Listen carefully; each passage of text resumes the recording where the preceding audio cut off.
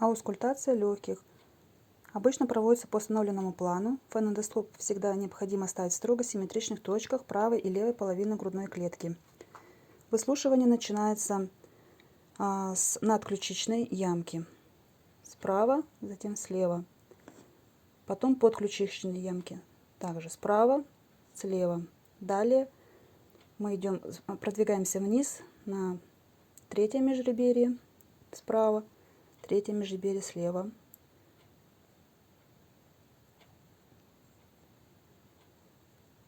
Затем мы переходим на подмышечные линии.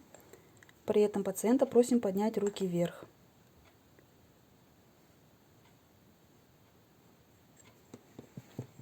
Далее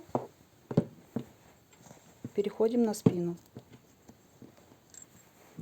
Здесь также начинаем с верхушки легкого, затем межлопаточную область. Пациента просим скрестить руки на груди. И от угла лопатки мы переходим под лопатку, также межреберье.